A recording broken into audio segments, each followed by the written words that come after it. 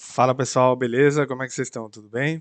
Vamos fazer a continuação aí dos vídeos sobre leitura comentada de livros. Hoje a gente vai fazer um resumo aí de um livro que está sendo bastante vendido, né? Está sendo muito comentado. Eu tenho ele, eu já di uma lida e é um livro bastante bom, né? Um livro muito bom, na verdade, né? O livro é Porque Fracassam, ou Porque as Nações Fracassam, né? As Origens do Poder e da Prosperidade, de Darrell Acemoglu e James Robson. Então, existem muitos livros que falam sobre as razões pelas quais um país prospera e outros não, tá ok? Não é e nem vai ser o primeiro livro sobre esse assunto. Mas esse livro aqui, ele é bastante interessante porque ele aborda esse problema a partir de uma perspectiva diferente, tá ok? Do que a maioria dos especialistas, economistas, geralmente, né, escrevem sobre esse livro. Né? Em Por que Fracassam, As Nações Fracassam, Darrell Acemoglu e James Robson, eles analisam as razões pelas quais algumas nações prosperam, enquanto outras permanecem na pobreza. Né? O diferencial desses autores, né, na obra deles, segundo esses autores, o fator determinante não são as condições geográficas, culturais ou de conhecimento, ou seja, nem mesmo a educação ou a origem das pessoas, mas sim as instituições políticas e econômicas inclusivas ou extrativas. Tá ok? Eu vou explicar para vocês melhor o que eles quiseram dizer com isso, tá ok? Isso aqui é um resumo da obra. Se você está gostando, dá like, compartilhe esse vídeo com as pessoas que você acha que vai ser relevante e, por favor, se inscreve no canal também. Bom, pessoal, os pesquisadores argumentam que as instituições políticas e econômicas inclusivas criam os incentivos certos para que as pessoas invistam, né? Inovem e participem nas atividades econômicas. Isso aqui é uma cita textual deles no livro, né? Enquanto que as instituições extrativas elas concentram o poder nas mãos de poucas pessoas e geram incentivos que exploram a maioria da população, tá ok? Nesse sentido, eles afirmam que os países fracassam quando possuem elites muito poderosas que instituem estruturas extrativas, né? Eles tiram poder, não só riqueza, mas também relevância e poder das outras pessoas, né? Para poder obter os recursos da população em benefício próprio. Vai um pouco em linha com o Evangelho da Riqueza do Andrew Carnegie, né? De alguma maneira, todos esses pensadores eles aglutinam uma ideia em torno de um centro, o que é a concentração de renda. Essa concentração de renda ela vai causar algum tipo de estopim ao longo prazo. E se não causar um estopim, vai causar a decadência desse país. Né? Então, na mão dessas elites está, de alguma forma, o futuro desenvolvimento dos países. Tá ok?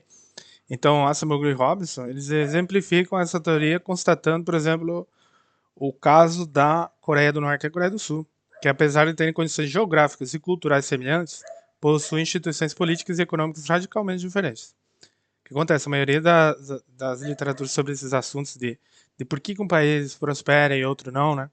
Eles se centram muito nas questões mais, digamos, físicas, né? As questões assim do dia a dia, como por exemplo as condições geográficas, está perto de um rio, é um deserto, está num lugar que neva demais, tem terremoto, ou culturais, por exemplo, o caso japonês, né? Eles, apesar de terem tantas dificuldades, eles têm uma disciplina, né? Que orienta a população, de alguma maneira, a buscar um objetivo em comum, né? Isso aí ajuda muito, né? É uma espécie de espírito cooperativista do país inteiro, né? Então, algumas nações têm isso.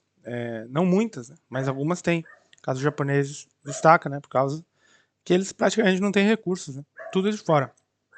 E também a nível de conhecimento. Você pode ver o caso, por exemplo, da Alemanha ou do ou você pode comparar com outros países que têm muito conhecimento. A cultura grega, por exemplo, os gregos, eles têm essa cultura de leitura, de entendimento, assim como os alemães ou os ingleses, né?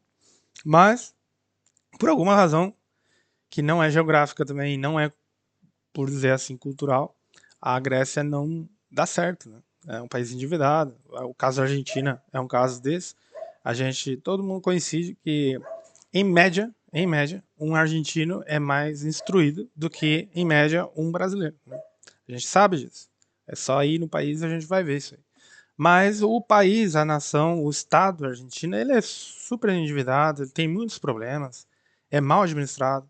Isso não é uma constatação da gente que está aqui fora, mas é deles mesmo lá dentro, né?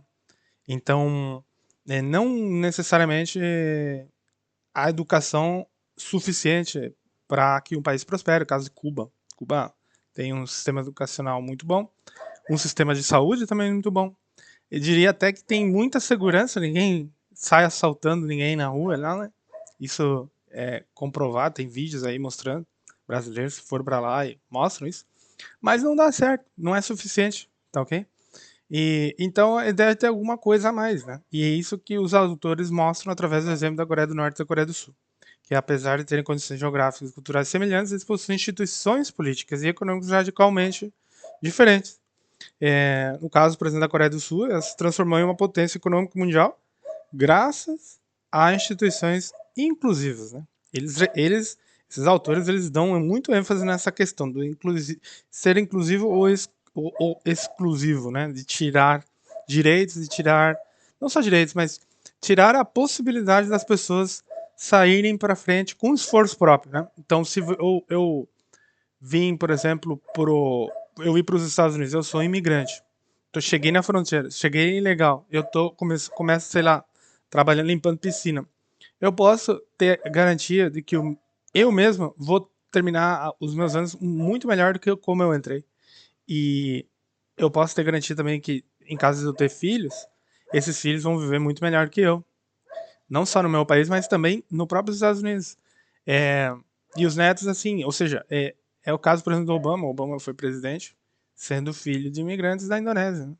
E, e tem muitos exemplos assim nos Estados Unidos. Então ele é como se fosse um país das oportunidades. Por quê? Porque a estrutura do país, ela gira em torno disso, de ser inclusivo, de pegar pessoas que estão lá embaixo, se elas se esforçarem, derem o seu melhor, existem condições para que essas pessoas possam prosperar e crescer economicamente.